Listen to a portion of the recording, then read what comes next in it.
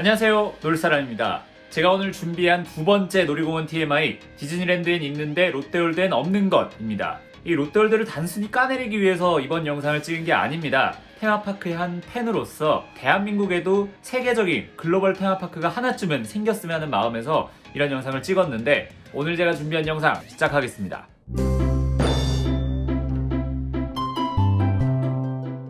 먼저 비판하기 전에 칭찬부터 해야겠죠?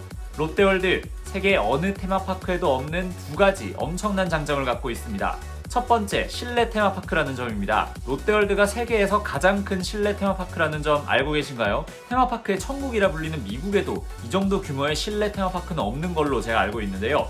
실내의 장점, 일단 날씨에 구애를 받지 않습니다. 1년 365일 놀이공원에 가고 싶으면 언제든지 갈 수 있는 게 실내 테마파크의 장점이죠. 두 번째, 미친 접근성입니다. 세계 어느 유명 도시를 가도 이렇게 도심 한복판에 대규모의 테마파크가 있는 것은 굉장히 드문 일입니다. 보통 테마파크들은 그 큰 규모만큼이나 큰 부지가 필요하기 때문에 도심 안에서는 만들기가 힘든 것이 사실입니다. 이름만 파리, 도쿄, 디즈니랜드지 실제로 가보면 파리, 도쿄 안에 없습니다. 버스나 기차 타고 1시간씩 가야 하는 거리에 있으면서 일단 이름은 도쿄나 파리라고 붙여놓는 거죠. 근데 롯데월드는 어떻습니까? 가고 싶으면 언제든지 갈 수 있는 거리에 있기 때문에 제대로 날 잡아서 가야 하는 다른 테마파크들과는 다르게 오늘 놀이기구 즐기고 싶다 하면 그냥 가면 돼요. 왜냐? 가까우니까.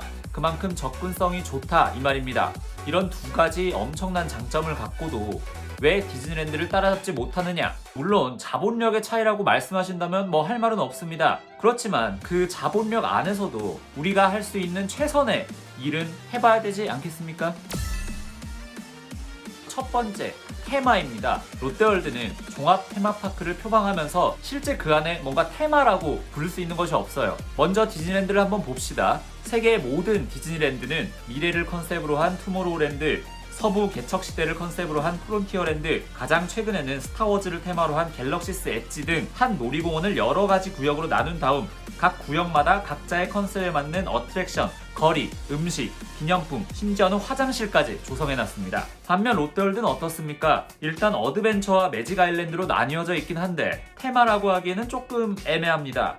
손님들도 그저 실내와 실외 정도로만 알고 있죠. 거기다가 거리 조성, 식당, 어트랙션 등은 전부 따로 놀고 있죠. 통일성이 전혀 없으니 롯데월드 하면 딱 떠오르는 대표 이미지가 없습니다. 아틀란티스나 파라오의 분노 같은 유명 어트랙션 정도로만 기억하지 디즈니랜드처럼 투모로우랜드니 갤럭시스 엣지니 하는 이미지가 없는 겁니다.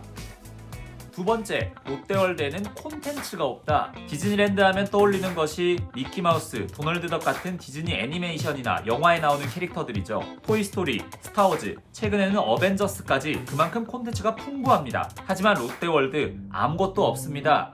우리가 떠올릴 수 있는 건 그저 칸초 캐릭터들 뿐이죠. 당연히 롯데월드가 지금 당장 디즈니의 콘텐츠를 따라잡을 수 없죠. 그건 당연합니다. 디즈니 컴퍼니 하면 콘텐츠 왕국이나 다름없는데 그걸 지금 당장 어떻게 따라잡습니까? 그렇지만 우리나라 최근에 멋진 콘텐츠 진짜 많습니다. 바로 웹툰이나 소설, 게임 등이 그 주인공입니다. 이웃나라 일본의 유니버셜 스튜디오 재팬에는 몇 년 전에 슈퍼 닌텐도 월드 만든다고 공식 발표했습니다. 마리오를 비롯한 닌텐도에 나오는 캐릭터들을 컨셉으로 놀이공원 만든답니다. 우리나라에는 콘텐츠가 없는데 어떡하라고. 우리나라의 콘텐츠 너무 많아요. 웹툰, 소설로 영화 만들고 게임 만들면서 왜 테마파크에는 못 써먹습니까? 제가 지금 당장 떠올리는 것만 생각해봐도 신바트의 모험을 신과 함께 나오는 지옥을 구경하는 어트랙션으로 바꾼다든지, 영화 부산행에 나오는 KTX를 컨셉으로 한 열차형 어트랙션을 만든다든지 아이디어는 정말 무궁무진해요. 없어서 못하는 게 아니라 있는데 안 하는 겁니다. 마지막으로 스토리텔링이 없다. 사실 이것도 앞선 얘기들과 다 같은 얘기긴 한데 디즈니랜드에는 어트랙션 하나하나에 다 스토리가 있습니다.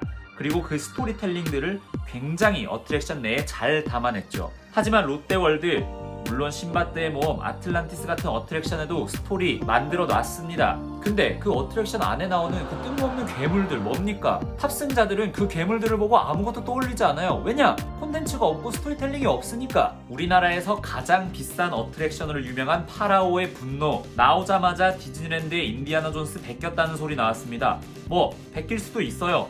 근데 그 안에 스토리텔링 능력이 워낙 차이가 나다 보니 두 어트랙션을 타본 사람의 경험은 천지차이입니다. 인디아나 존스에는 인디아나 존스 캐릭터들 뿐만 아니라 영화 음악, 소품, 장면까지 전부 재현해놔서 진짜 그 영화의 일부가 된 느낌을 받죠. 그렇지만 파라오의 분노는 엄청난 돈 들여서 온갖 특수효과를 뿌려놨는데 탑승자 입장에서는 이게 뭐죠? 가 되는 거예요. 롯데월드 저 좋아합니다. 정말 좋아해요. 거기 있는 자이로 드롭, 자이로 스윙, 아틀란티스 이런 것들 순수 재미로만 치자면 유니버셜 스튜디오나 디즈니랜드보다 앞선 것도 많습니다. 하지만 롯데월드가 진짜 글로벌 테마파크로 성장하기 위해서는 제가 앞서 말한 여러가지 이유들을 충족시켜야 하지 않나 라는 게 저의 생각입니다. 이번 영상을 혹시나 롯데월드 관계자분들이 보신다면 놀이공원을 사랑하는 사람, 놀사람으로서 일종의 제안이니까 들어주셨으면 좋겠습니다. 영상 재밌게 보셨다면 구독과 좋아요 꼭 눌러주세요.